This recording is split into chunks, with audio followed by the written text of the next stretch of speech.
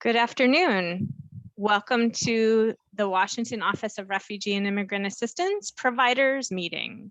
Every month, our office hosts a meeting where we get together with all of our contracted client service providers to talk about issues that are impacting our communities and help to find resources. Please take a moment and go ahead and introduce yourselves in the chat. State your name, your preferred pronouns, your organization, and your position. And we're so excited to have you here with us today. So I don't know about all of you, but this past week has kind of been a little bit surprising. On Monday, we celebrated Women's History, or the International Women's Day. And March is Women's History Month. And yesterday, we also marked 1 year from the moment that the federal government announced the emergency order for the pandemic. And yesterday, the monumental American Rescue Plan Act of 2020 was signed into law by President Biden. So it's kind of been a whirlwind week, and we continue to work every day, and I know that all of you are working every day to make sure that refugees and immigrants are getting access to the services and resources that they need, helping them to navigate places where they can find a vaccine if they're eligible, and really just trying to support our communities to the best of our ability. For today's meeting, please note that we are recording this, and it will be available to everyone upon request, and we will share it out via email as well. All callers will enter in the conference in mute. Please feel free to use the chat box and the different emotions to raise your hand and let us know how you're doing in the Zoom protocols. And if you're given the opportunity to speak, please be conscientious of background noises so that we can try to make this the best experience for all of our participants in today's meeting.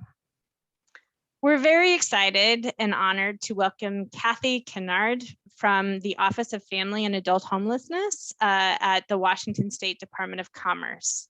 As many of you may know, the Department of Commerce is the department within Washington State that helps to administer all of our homelessness and housing resource programs, which Kathy will tell us all about. We also have with us today Teresa Slusher, our Housing Stability Manager for the Economic Services Administration. And Jennifer Malloy is going to share a little bit about our Emergency Support Services program as we get later into the conversation today. And as always, we know that many of you are experts in the work that you do, and we trust you to share any experiences that you have or resources that may be helpful for your peers. So without further ado, I'm going to go ahead and turn everything over to Kathy. Welcome, Kathy, and we're really looking forward to hearing from you. Thank you so much, Sarah. I appreciate the introduction, and I'll go ahead and share my screen. Get that going first.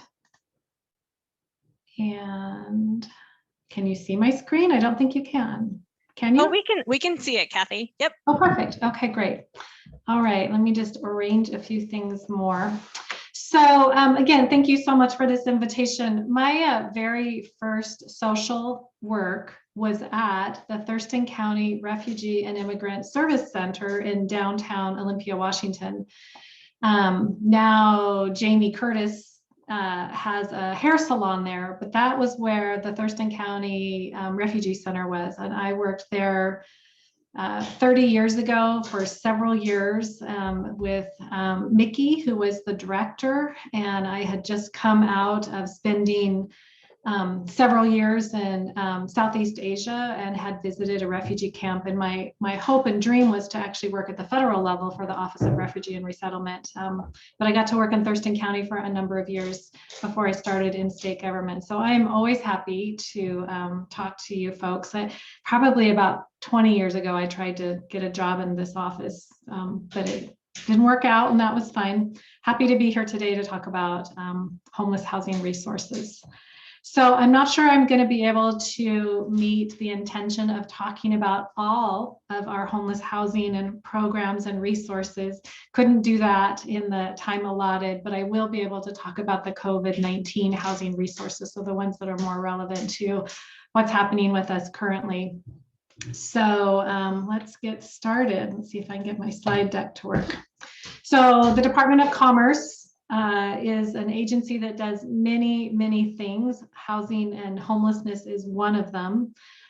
We also do a lot with infrastructure and business assistance and energy and planning and facilities, so many things. It's really a catch-all agency. I'm not even sure I understand all of the things we do, but if there's something that another agency isn't doing in Washington State, we're probably doing it. So we've got a great website. I hope you'll check it out if you're interested. So what I want to do with our time is talk about what Sarah alluded to, that our role, Commerce's role in the homeless response. So our legislative role and our mandate with what we're compelled to do. And then just a brief overview of the homeless housing system. And that in of itself could just be huge. But I'll give a brief overview of that. And then more importantly, starting to dive into our response to COVID-19. So what we've done with isolation and quarantine housing, working with local county health offices, what we're currently doing with almost $1 billion of rental assistance, rental and utility assistance. So how can you support your agencies that you support or households that you work with and getting access to those dollars? So I really want to make sure you walk away with that information. And then landlord resources too. So maybe that you work with or know of landlords who need help. So that's what I'm hoping to do with our time. And I hope that's what you all are here to listen for today. So please feel free, Sarah or Teresa, to interrupt me at any time. I'm not going to look at the chat because I will get distracted. So if there's a question that seems timely, please feel free to interrupt me and ask it. I don't want to miss a flow in a potential conversation. Happy to have people unmute themselves and have a conversation about anything as well. So let's keep it easy.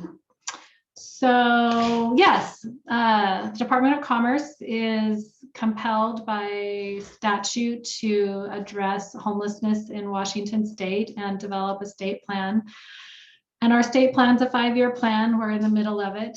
And our vision is that no person is left living outside, and that we support a system, what we call a crisis response system, that efficiently reduces the number of people living outside, and when scaled appropriately, can house all unsheltered people. So our goal is a system that when someone becomes homeless, there's a unit, whether it's an emergency shelter or a transitional unit, but there's always a unit, there's always enough beds.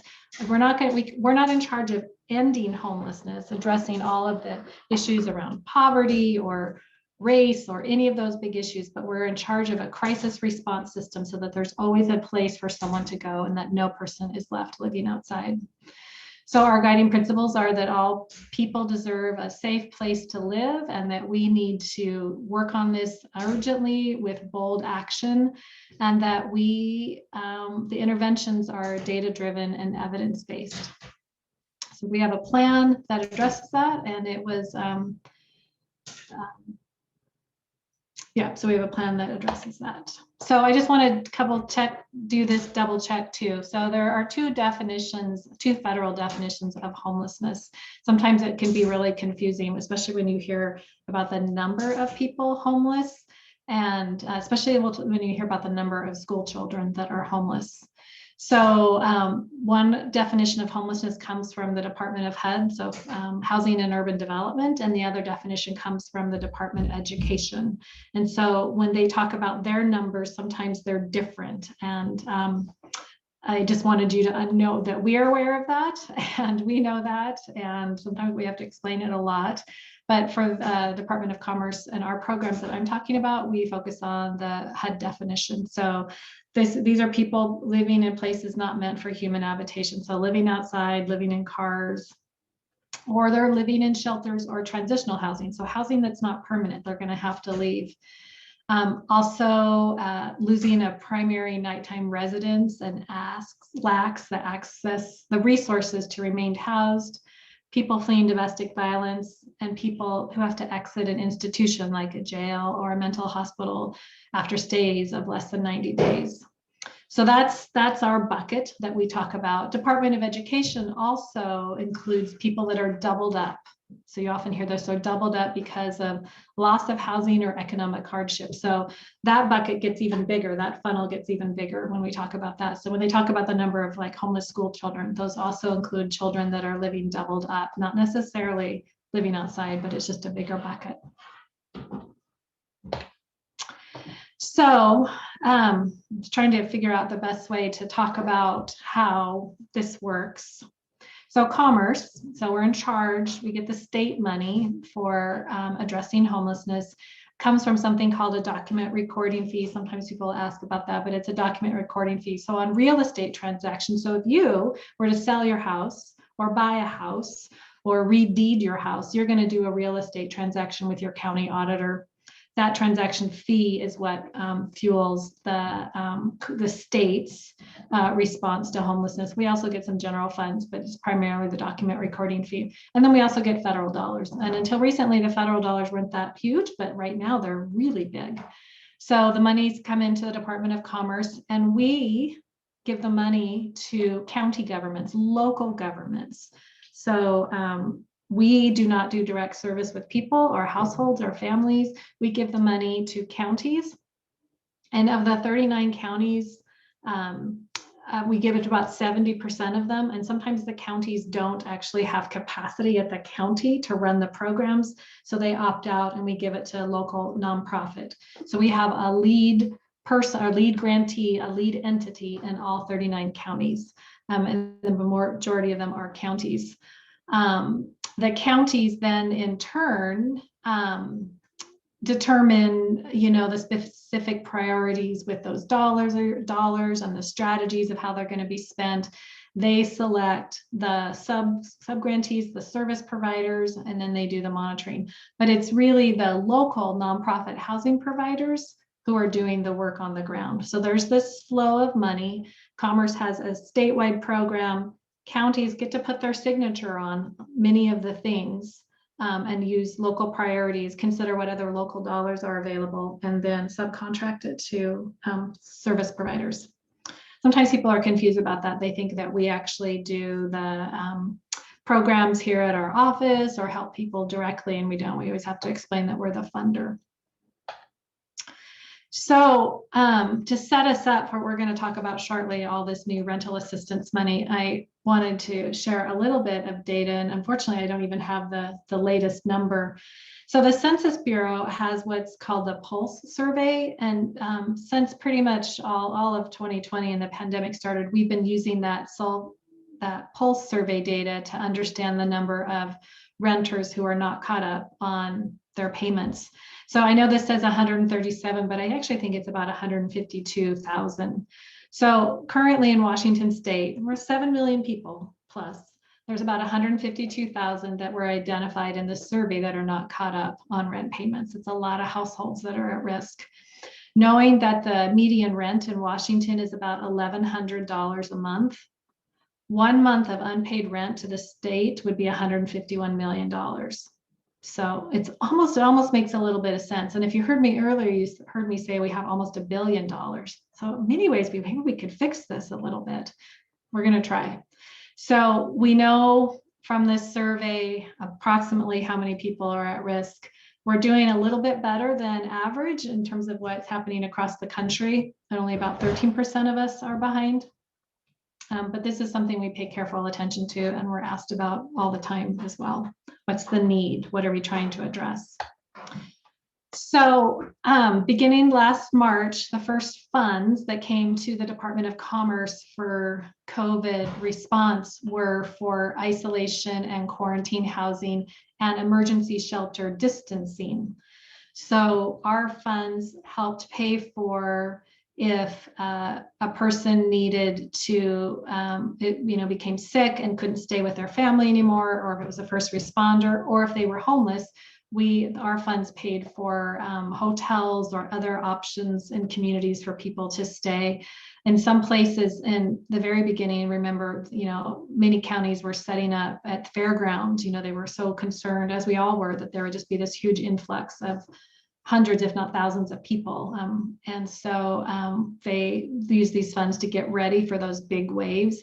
Thank goodness many of us never had to implement any of that, but they certainly were preparing back then.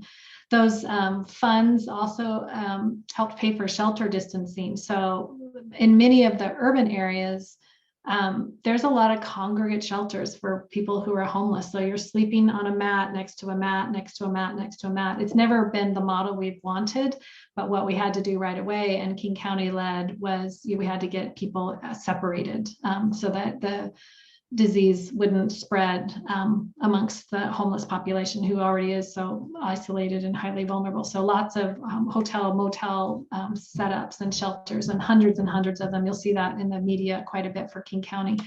There's some great studies that have come of that, like this distancing, giving people rooms and space and meals and privacy has really impacted the health incomes out of people, and they're doing so much better with their mental health and their physical health. I love the stories of, after some period of time, a caseworker would go visit one of their clients that they case manage and almost couldn't recognize them because they were clean and slept well through the night and had privacy, and like their whole health outcomes changed. So we know in the homeless housing world, we don't want to go backwards from that. We don't want to go back to mass congregate shelters. And there's a lot of discussion and movement in our state and across the country about that right now. It'll be interesting to see how things are in a year. Did we go back, or can we take our lessons learned forward? So that's the first part of our response that started, March, April, May, was this isolation and quarantine housing and shelter distancing to make sure the homeless population was kept safe. This summer, before the state legislature came into session, this summer, Washington State had CARES Act funds, and OFM gave the Department of Commerce $110 million for rental assistance. So in July, from the giant block grant of CARES Act that Washington State got, 110 goes to Commerce for rent assistance. And one of the beauties of that was they didn't put any guidance on it. They said, do your program, do your best. And it's by far one of the best programs I think we've ever been able to do, because we made it so easy for people to get help. And that program, you might have heard, or maybe not, it doesn't matter. It was called ERAP, the Eviction Rent Assistance Program, and it started in August. And it was going to end in December when the CARES Act was going to expire. So remember, this whole CARES Act was going to expire in December, and it was like December 22nd when, the president and Congress, extended it. So we didn't have to end in December, but there was this huge rush, like August, September, October, November, December. That's all the money we have to pay for rent. And there would be this huge cliff. But it was extended. And in that time period, August to December, we helped 20,000 households. So remember I told you about the 157,000 that need rent? We were able to help 20,000 households with $110 million.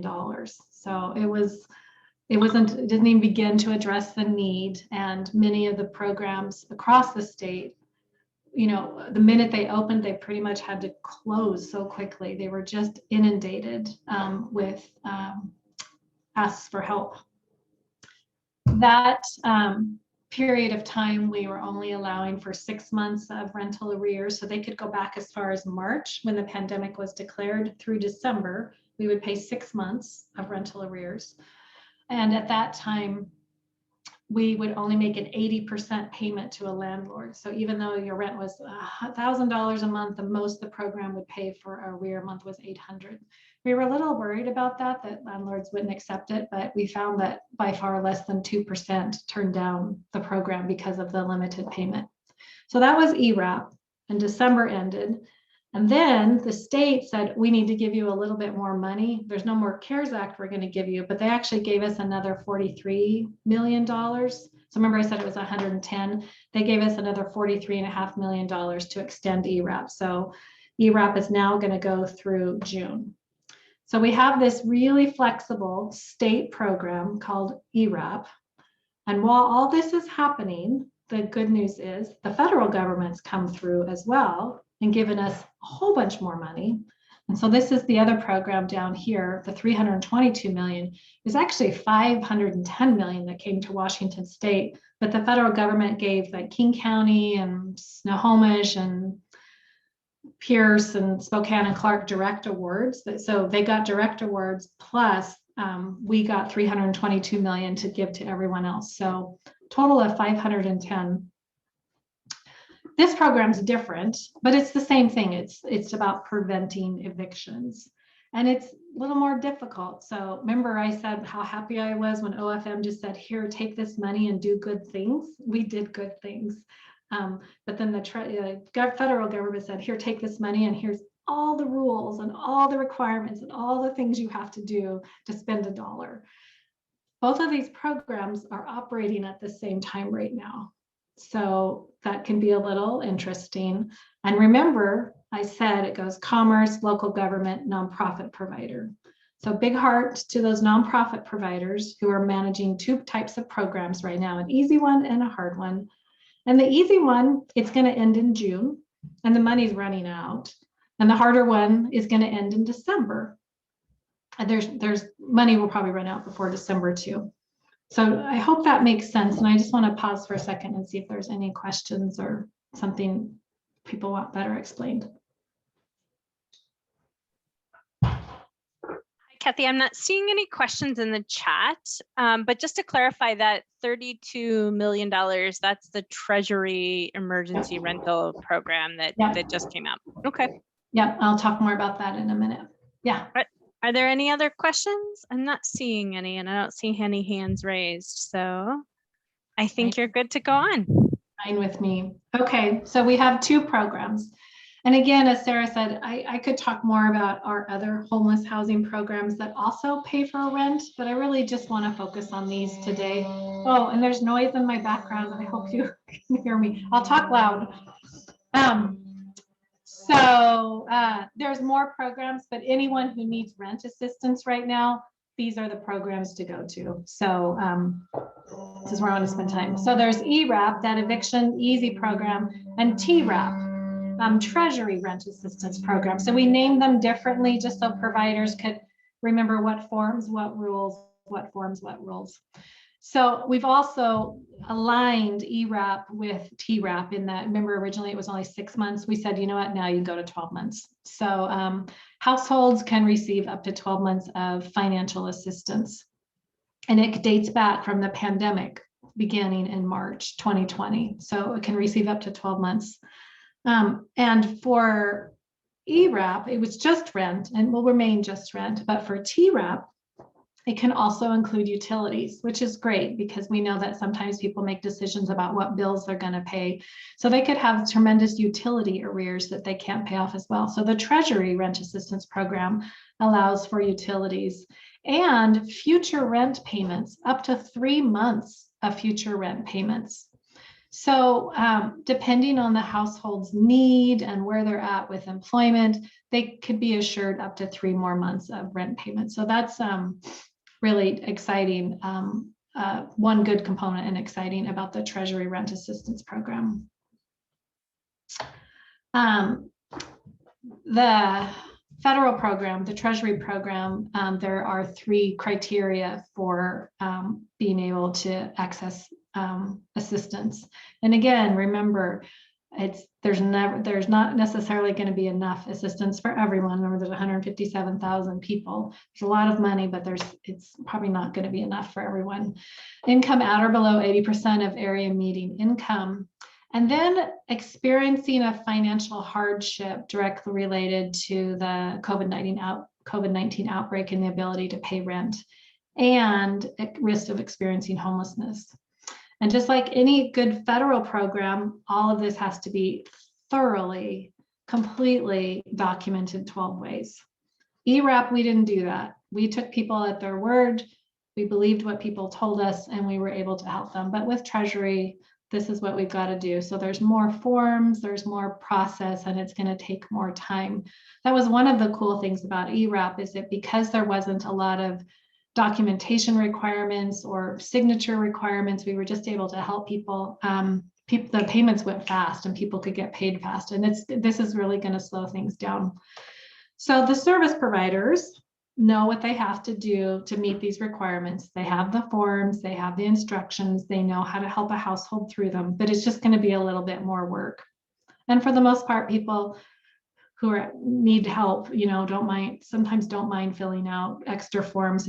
Sometimes I just feel like it's more stress than is necessary. So that is that. In addition to those criteria that a household has to be, these households have to be prioritized for assistance. So Treasury said that, well, while you can serve people at 80% AMI, we really want you to focus on serving people at or below 50% AMI and households that are unemployed. So one of the things we're asking our grantees to do is to talk about how they'll prioritize those households for assistance. In King County, they're just going to start at 50% AMI. They're not even going to accept people at 80. So one way they're going to prioritize is just start at 50% AMI. And if they were to serve all the people at 50% AMI, maybe they would, and they still had funds available, they could open it back up, but that's where they're going to start. I wouldn't be surprised if many communities did do that initially. And then, of course, how they will prioritize households who are unemployed or have been unemployed will be another bit of work for them to consider. As that big bucket comes in, how are they going to identify those and work to serve them first? I added these in here because I thought they might be interesting for this group. So citizenship is not an eligibility requirement. And in fact, we I don't know if we discourage or we just don't allow that. You can't ask for a social security number. We don't want our providers doing that because it could be a barrier right away and then people won't even talk, they screen themselves out. We want people to screen themselves in and let the provider work on the criteria. Rental assistance is not considered income. So for some benefit programs or other programs, this, in the past have been, well, this is someone's income and it's not. The funds are paid directly to the landlord on behalf of the household. In some limited circumstance, if a landlord's like, I don't want anything to do with this program, the program can pay the household and require them to pay that landlord. But we haven't found that this has been too much of a problem. But it might be a landlord who's just not willing to fill out a W-9 for payment or something. But rental assistance is not income. And then the assistance in this program should not count as a public benefit for the purpose of determining whether someone is considered a public charge. So I just wanted to throw those things in there about the program. Take a drink, hold on. So one thing that we were able to do, and again, makes me proud of our work, is that last August when literally OFM said, here's your money, make a program. And we did, which was great because we just didn't put a lot of rules around it. We really wanted to make sure that the people most impacted by the pandemic were assisted. And we know that is Black and African Americans, Hispanic and Latinx, Alaska Native and American Indian households disproportionately impacted by the pandemic, and really wanted to ensure that those households had equitable access. So we actually put a performance requirement in our contracts with our providers that there would be equitable access to the program. So we provided them the demographics of their community and said, people have to be served at least equal to those demographics. And in fact, if you're not serving them by the time you're halfway through your grant, we may not let you spend more money. We're going to have a conversation.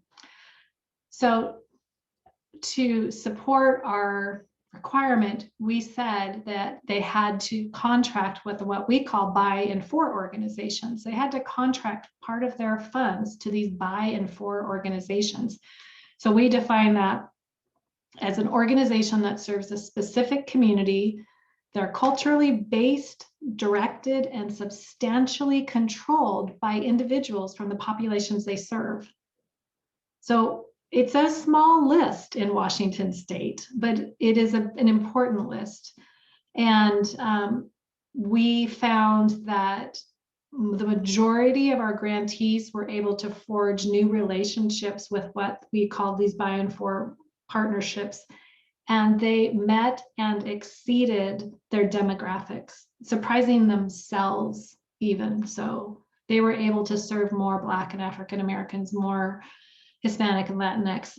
And to a degree, the one that was suffered the most was the American Indian Alaskan Native. We have a workaround on that one for this next go around. So it was really exciting. It's something we're really proud of. We've actually, it's been great, and we have some good data on it. Remember the 322 million that we got from here, from the feds to do TRAP?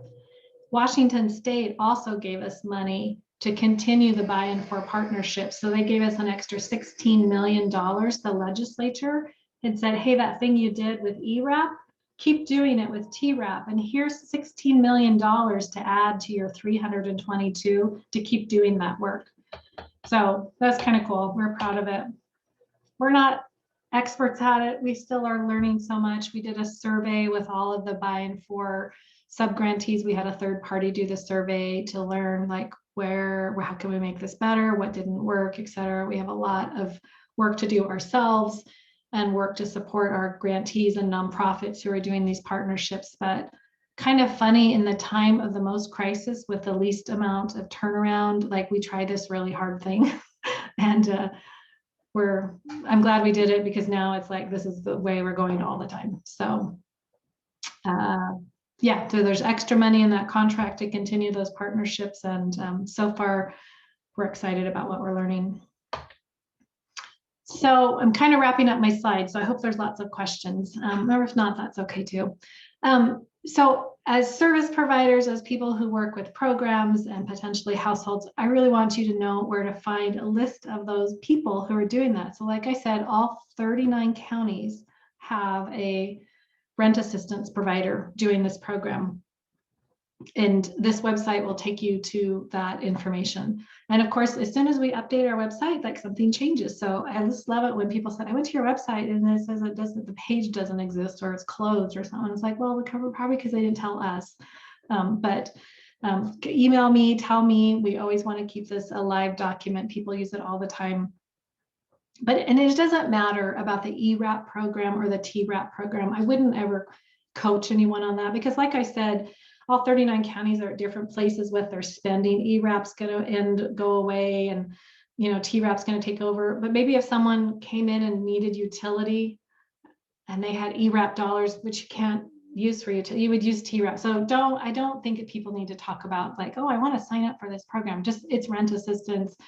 It's for the to address the pandemic and to curb evictions. So that's our website for that. Hopefully it'll be in the chat, or you guys can do it, and you'll get my email address soon too. Also, there's resources for landlords. So we program that came out of a recent state House Bill 1368 was a limited landlord relief program for landlords. So for small landlords with 4 or fewer units, who are low income, and maybe their tenants haven't paid, but they themselves as landlords are at risk. There's a program for them on this webpage, and other resources for landlords. So while our primary focus, my conversation here has been about tenants, there is some resources for low income landlords as well. All right, that's what I had. Didn't talk about coordinated entry or anything else. There's so many other things. Happy to come back at another time and talk bigger picture, Office of Homeless Youth, Office of Supportive Housing, but I really wanted to hit you with the current COVID resources.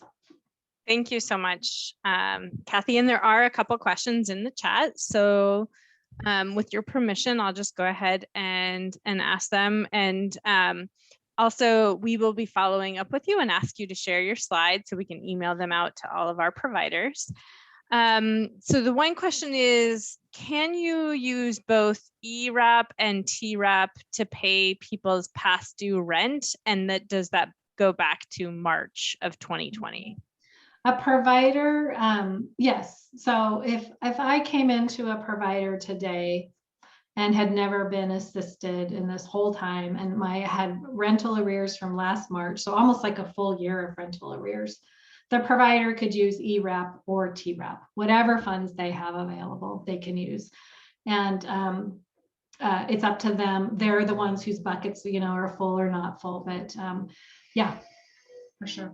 Great. Thank you. And then what is an example of a financial hardship indirectly due to COVID? Good question. Yeah, well, that is a good question. And I think, and I took my VPN off, so I didn't give my, I will follow up with you on that. There's some specifics in the guidelines, and I think it also is like a statement and a little bit of a self-attestation, but there's something specific in the guidelines. And since I took off my VPN, I can't reference them and tell you what they are, but their Treasury does have some specific information.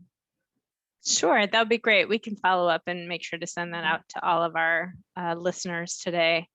And then just to clarify, you mentioned that US citizenship is not a requirement.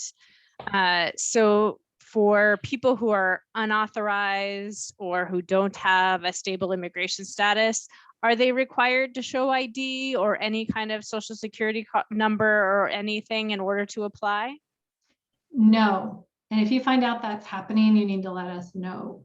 However, a landlord does have to have the ability to submit a tax ID number. So if it's a landlord who is immigrant, doesn't have a tax ID number, a social security number, that will be a problem. But the tenant, no.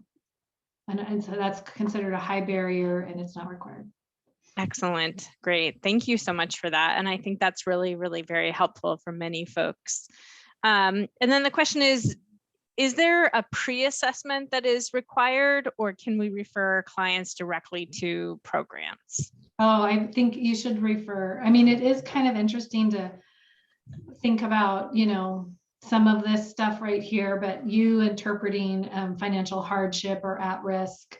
No, I think you should let the providers do it. And I think not trying to do that yourself is so important. Many of the providers, like if you were to go to the King County page, they have an ERAP interest form, and they let people self-screen pretty readily too. So not all of them are as fancy as King County's, not all the sites, but yeah, please refer.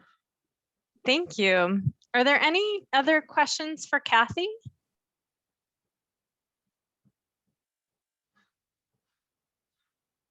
And I'm wondering, are any of our providers on the call today, are they offering either rental assistance programs either through their county or through their through the Department of Commerce?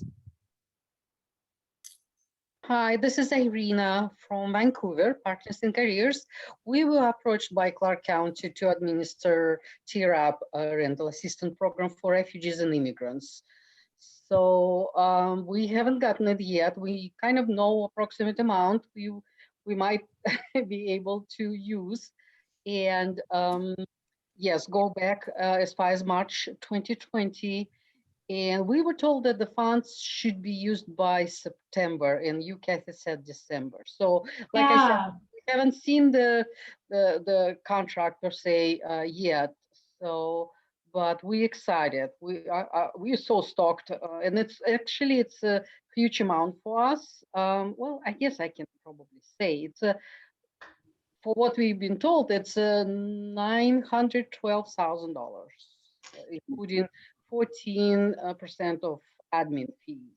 So it's about 800,000 would go to clients, and it's legal and illegal immigrants. So we already started brainstorming how we access immigrants. Well, besides who we know, through maybe schools, like a family sufficiency centers through the schools.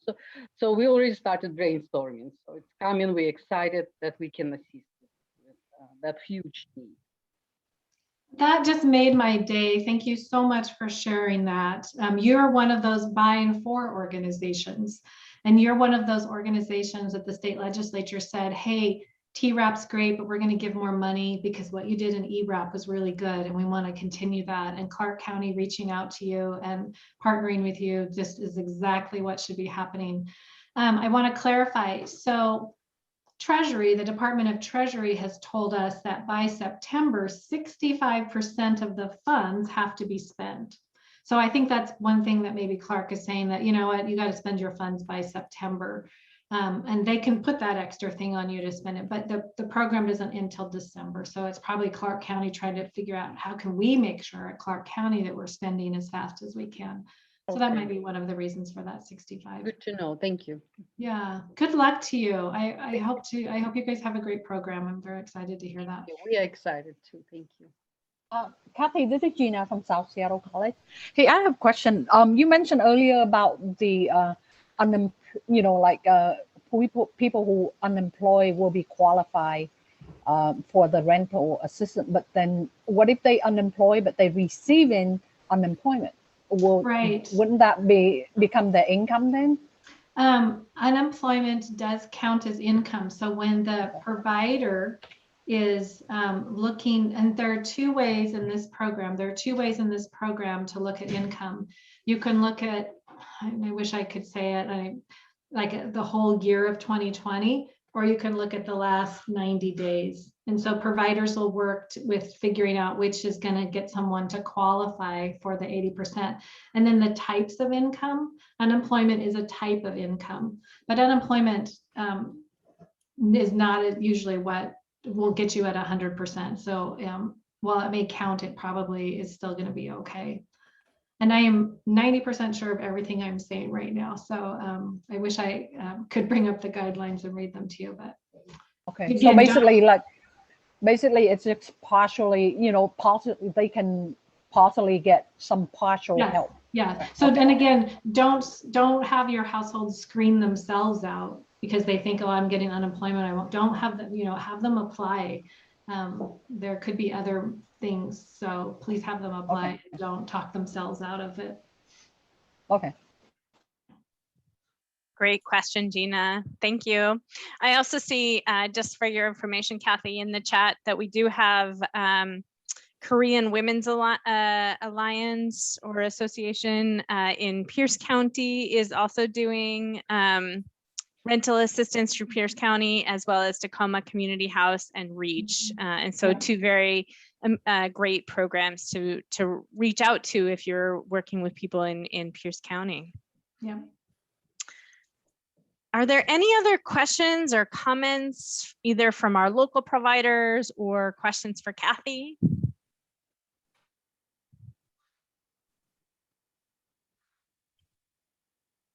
Kathy, I really want to say thank you so much to you for providing this input and information for us.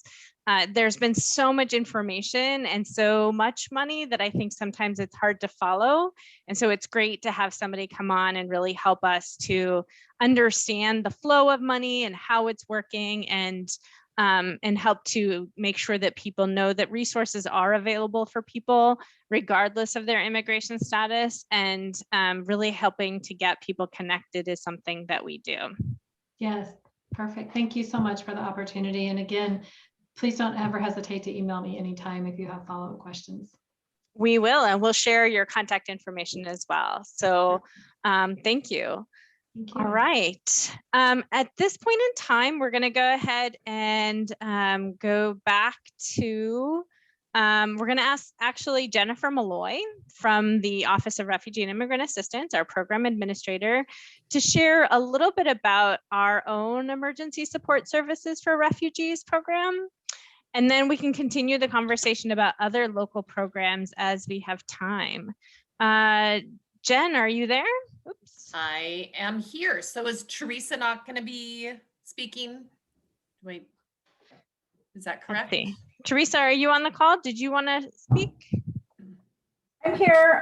No, I really have nothing to add. I think it was great to hear the connections and that that some of our grantees are serving as buy-in for. That makes so much sense, and just very gratifying and very clear presentation from Kathy. So I enjoyed sitting in. Thank you, Teresa. And one of the great things that Teresa provided to the King County Refugee Housing Task Force was actually a presentation on all of the different legislation that is happening in our state around housing and housing resources and eviction. And so maybe at a future time, Teresa, we could ask you to share that information with us. Yeah, that sounds great too. And Commerce has staff people that work on that and have a lot of knowledge around that. So maybe we could co-present. That'd be Sounds great. good. Thank you so much, Teresa, and thank you for being here and for representing our dismantling poverty and our poverty reduction work. So, hi everyone, my name is Jen Malloy. I am the administrator for ORIA, and I'm standing in for, oh, I'm hearing a lot of background noise. Maybe that's, I'm standing in for my colleague Teresa Fiorini, who couldn't be here with us today, to talk a bit about our emergency support services that most of you are probably aware of that are being distributed out through our existing contracted providers. Next slide, Sarah. So the overview is, we established a fund to provide resources for refugees and other eligible immigrant individuals and families to receive short-term assistance to cover immediate needs during the pandemic, which would include rent, utilities, including internet, and personal protective equipment. And at the end of this, I will let you know where folks can go to access these resources. Next slide. So just some quick facts and figures is we've allocated approximately $650,000 primarily through our Prime program and 2 of our LEP pathway employment providers. And the funding right now goes through September 30th of 2021. We have 14 organizations that have been contracted to provide the expanded menu of emergency support services, which includes that rental and utility. Since June, over 250 households have received rental assistance. And of those 250 households, 80 or about 1/3 came back more than one time to receive subsequent months assistance for rent. And looking over those 250 households, the average amount of rental assistance has been right around $1,100. Next slide. So I just want to do a quick overview. Providers could assist in any of those areas, whether it was PPE, rent, utilities, or a combination of rent and utilities, depending on what households needed. And right around 70% was just rent. And then another 19%, so a total of 89%, had some component of rent in there for the emergency support services. I don't think that any of us were terribly surprised by that. We did think that there might be more requests for PPE and cleaning supplies, but that's been really limited. And we've heard from a lot of providers that they're really focusing on the rent at this point. Next slide. And the eligibility is our typical Office of Refugee Resettlement eligibility because we are utilizing ORR funding. And so hopefully it can be used in conjunction with other funding, like what you're hopefully getting in Clark County arena, so that we can really serve an expanded group of folks. But right now it's age 16 or older, having been in the US for 5 years or less. And that asterisk means at this time, we do have that waiver through ORR, expanding it beyond the 5 years for those who haven't naturalized. And then our typical entry statuses: refugee, asylee, victim of human trafficking, Amerasian, Cuban, Haitian entrant, or special immigrant visa holders. And next. And in order to find out who we're partnering with to do this, go to the ORIA website, and there is a link to our providers. You can also email us at oriainfo@dshs.wa.gov to find out more information should you need it. So as I said, it was going to be a quick overview, but are there any questions?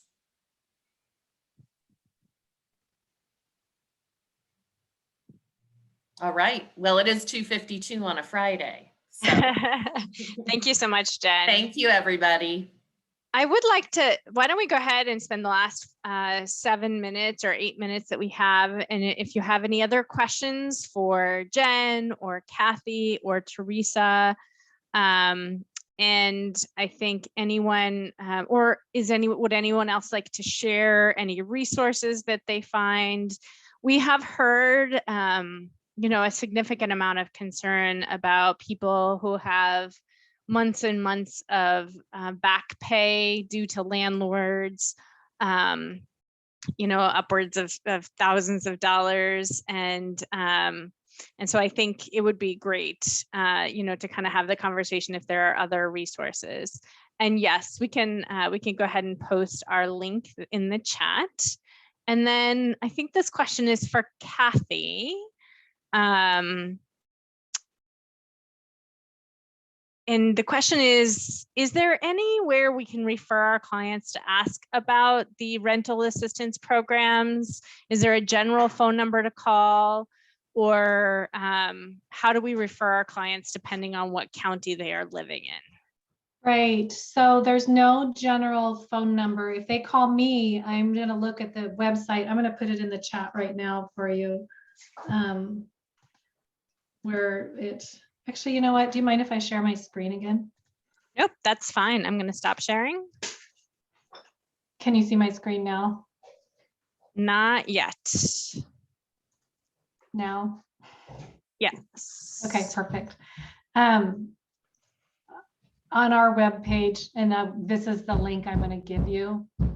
It just says, here it is, and here's the list of providers, right? So all I would do if I was getting someone from Mason County or Grant County or Spokane, I would personally look up this list myself. So this is the list. And then when you click on it, it goes by county to who the providers are. So, there you go. So for Asotin County, it's this agency called Quality Behavioral Health. Here's the website, and here's the phone number to call. So every county has some sort of contact information about how to apply. And as I said earlier, like if I clicked on this King County link, King County has a pretty significant program. Right now they're having people fill out an interest form. So for King County, it's that. I think for Pierce County, they have a pretty significant page too. So it's really, there's not a one-stop phone number, and I wouldn't want people to call me because I don't want to do any screening. I don't want to try and figure this out. They really need to go to the providers to get information. And all of these providers should have language assistance, and more importantly, if someone needs help filling out forms, have technical assistance with that. So it's on just our regular web page, and it's this link right here. So I'll put this in the chat right now. That's great. Thank you so much, Kathy. And Jen, the next question is for you, and it says, from Linda, do we refer individual to the person listed at the agency for ORIA COVID services, which is on the PDF that I linked in the chat? Yes, the intent was to really have one primary contact, Linda. Should you have any difficulties, you can always get back to us. Great. Excellent. Thank you so much, Kathy. Thank you, Jen. We have about 4 minutes left. We'll take any other additional questions or announcements, or if any other local organization would like to unmute and share with us a little bit about any rental assistance programs that they're offering. We are definitely interested in sharing information during today's session.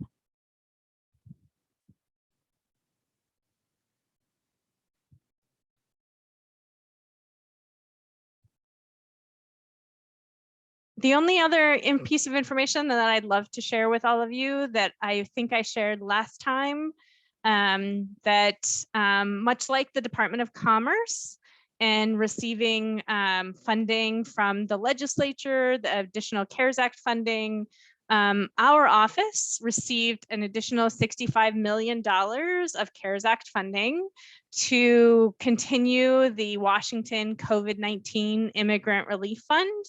And so we're currently working with our community-based partners. And I love the idea of the by and for the community partners, Kathy. I think that's amazing. And so our focus is really on, working with our community-based partners that are immigrant-led and focused on serving people in our community that are unauthorized and have been unable to access federal stimulus funding federal stimulus.